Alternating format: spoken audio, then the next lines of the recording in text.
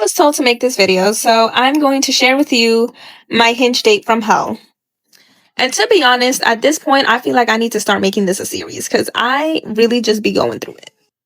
So first off the bat, I naturally think I'm in an episode of Love is Blind because the person that I matched with doesn't have that many pictures, but like the little bit that he did have, like you could just tell that those were old pictures. And so I asked for his Instagram and I saw that he had no post, but he had some tagged photos. And so I checked the tagged photos and I had to go, FBI shit and look up like his pictures, like his most recent one. And there was only one that like you could kind of see his side profile, but like not really. And so I was really just going on a limb here. I'm gonna sit up for this. So then we're talking and we're texting and the banter is good. He's like funny, sarcastic, like it's like right up my alley, right? And I'm like, you know what? Even though I don't fully know what he looks like, I like his personality. So I agreed to go on a date. I mean, I love watching Love is Blind. I could sit and watch that all day long. But this is real life. This is not a TV show where there's a producer, you guys are in the pods, you're separated by a wall.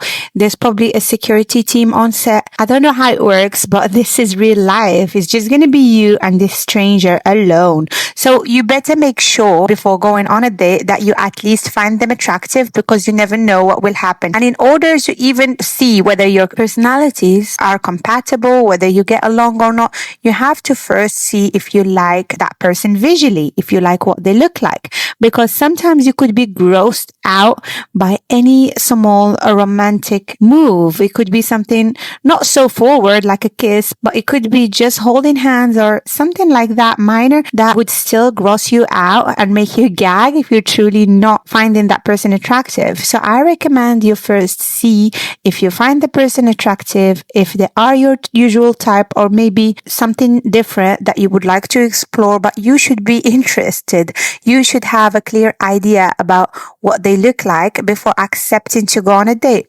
And he suggested we do dinner and karaoke. Now, I'm not saying I did the smartest thing, but I definitely gave him my address so that he could pick me up and so that we could go together. In my mind, I thought that was a good idea. Don't be like me. So then he picks me up, like the day, like we talked for about like a week and a half and then we met up and he picks me up and the karaoke place that he picks is literally an hour away. But before we even get into that, my first impression of him, I was so nervous. I always am nervous when I'm going on a date with someone. So I literally only looked at him for like 5 seconds. And in those 5 seconds, I was like, oh, like he's cute. Like he's pretty cute actually. And so I was like feeling good about it. We get in the car and I like really start to analyze his features. And I'm like, Immediately I think, you know what? I'm not like fully into how he looks, but it doesn't matter because I wanted to still like go on the date because I was interested in in his personality. So keep that in mind. Yep, that's a bad idea. No need for me to emphasize that, but you already know why.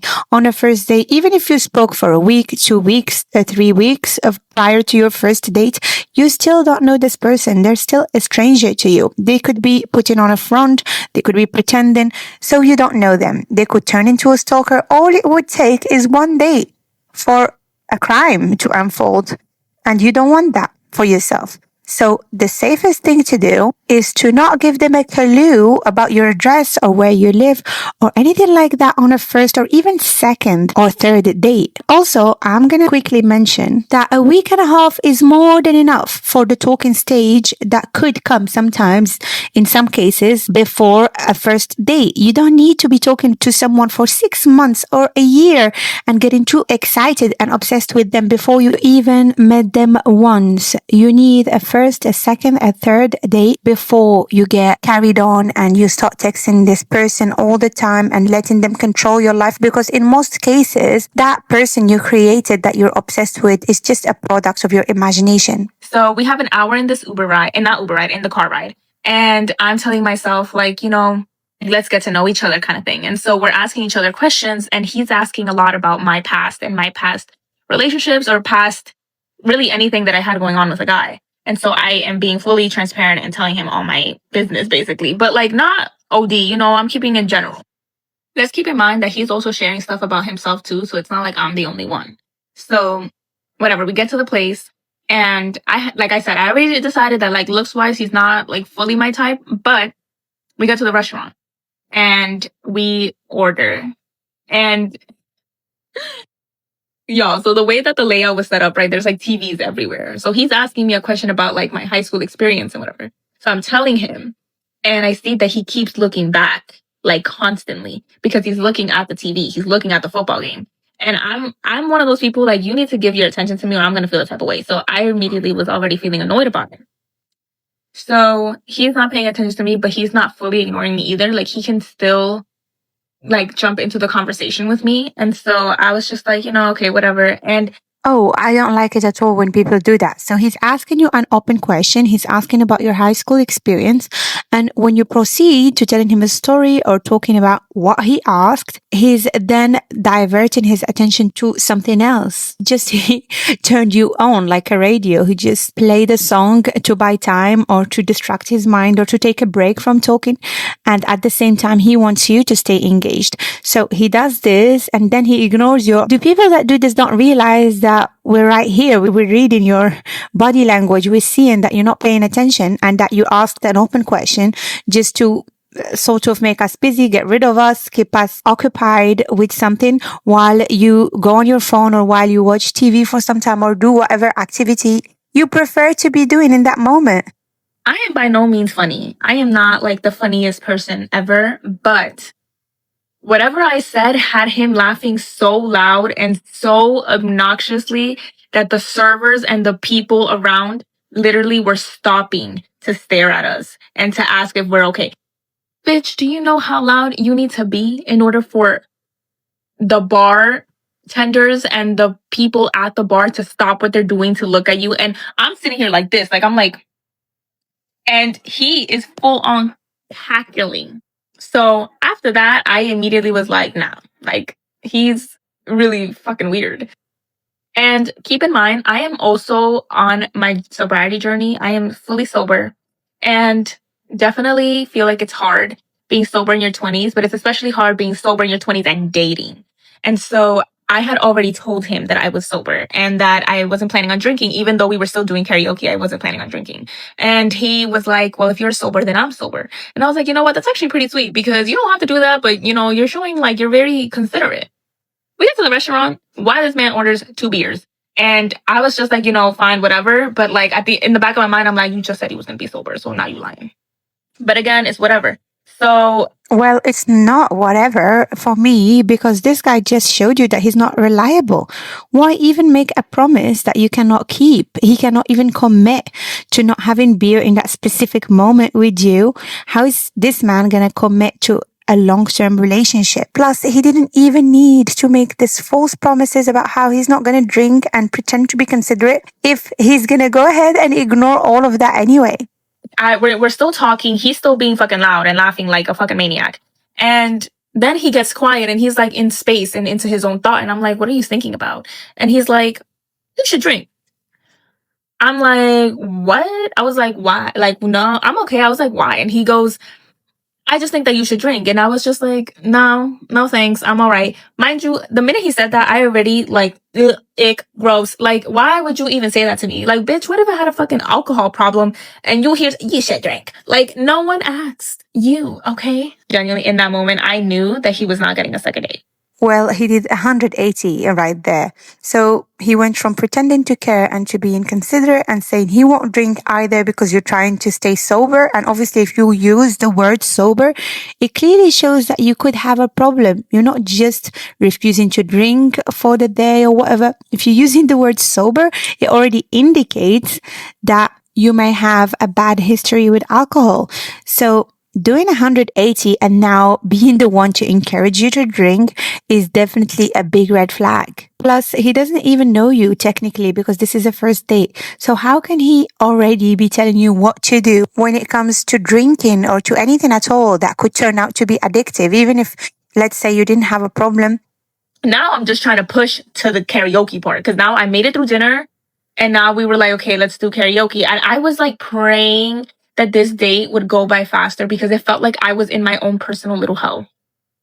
So we get to karaoke and this man, we're singing. At first, I'm like, you know what? It's not so bad. Like he's singing, I'm singing, and we're having a good time. It's whatever.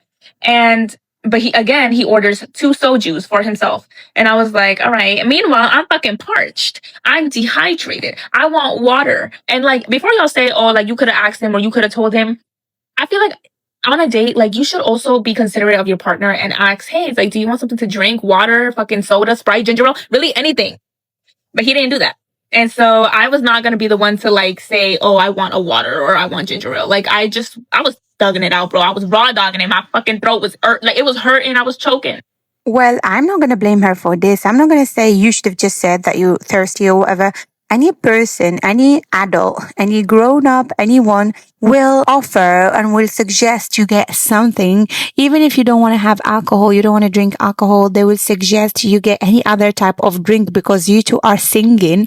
So obviously your throat is at risk of getting dehydrated and dry from all the singing. So I think what he's doing here, he's not dumb. He knows very well that you may not refuse water, right? You refused alcohol, but water, juice or a virgin drink could have been just fine. He knows that, but he's using that little excuse that you're not going to be drinking any alcohol as permission to fully ignore you and not offer you any type of drink.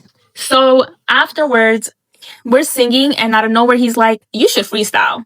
And I'm like, I don't want to freestyle. Like, I don't know how to freestyle. I don't know how to rap, bitch. I'm not Nicki Minaj. And he goes, like, you should do it though. Like, you should try it. And I'm like, how about you do it? And then I will like follow your lead. Like if I see you do it, maybe I can do it. Starts freestyling and he starts rapping. And this man starts rapping about my dating history, about my past. Like straight up starts saying, Nicki's been heartbroken 3 times and she not over it. Yeah, she's not over it, but she's still bad though. Like she a baddie though. And I'm like, sir, in what moment do you think that I told you about my past and my history, bitch, my fucking traumas, so that you could rap about it? Like, what?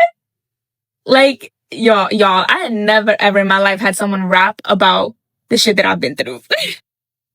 And so he finishes his rap, a 3-minute rap, bro. Oh my God. I covered so many horrible first dates and I did that on this channel. You can find all the videos, but I've never came across something as hilarious as this. What do you mean? He started singing. This can't be serious. He started rapping about her trauma, the stories she just fed him earlier. He asked her to tell him about her dating history. And now he's using that. And she opened up. She was being vulnerable and serious. Obviously, these are not things she's taking lightly because she's been hurt. She's been betrayed. We don't know what happened, but now he's using that for his little stupid song. This guy must have a problem because this is beyond crazy. I think this is not just a normal person disregarding someone's feelings. I think this is someone that fails to read or have or show any type of social skills because clearly this type of topic and this trauma and these betrayals from her past are not to be sang about and definitely not on a first date. You two are not even that close to make this type of a joke. And he's like, all right, your turn. And I'm like, dude, I don't want to rap. I was like, I don't want to rap about your life and I don't want to rap about anything that you told me. Literally just go silent. He puts on a song and I'm like, you're not going to sing? And he's like, no. And you could just tell he got so sassy. What the fuck is up with this song? So I'm like, all right, so if you're not going to sing, like, we're just going to sit here in silence. And he's like, yup. And so we're literally sitting in silence in this karaoke booth and we're just hearing the beat to this song that I don't even know. And in that moment, bitch, I genuinely was like, I miss my ex. I do. I really, in my mind, I was like, because as a shit of a man as he was, there's no way he would have had me sitting in this damn fucking karaoke booth in silence. I was appalled. And so I'm like, all right. And I don't know what to say. I don't even know what to do, bro. Like, I'm literally just sitting in silence because I cannot speak. Man goes, what time you trying to get home? I'm like, not too late. And so he was like, let's do one more song and then we can head out. And I'm like, sure. I'm like, give me an artist and I'll choose the song. So he gives me Nicki Minaj. I'm trying to type it in. And he's sitting with his arms back, you know, like this. And he's just like, Nicki, come into my arms.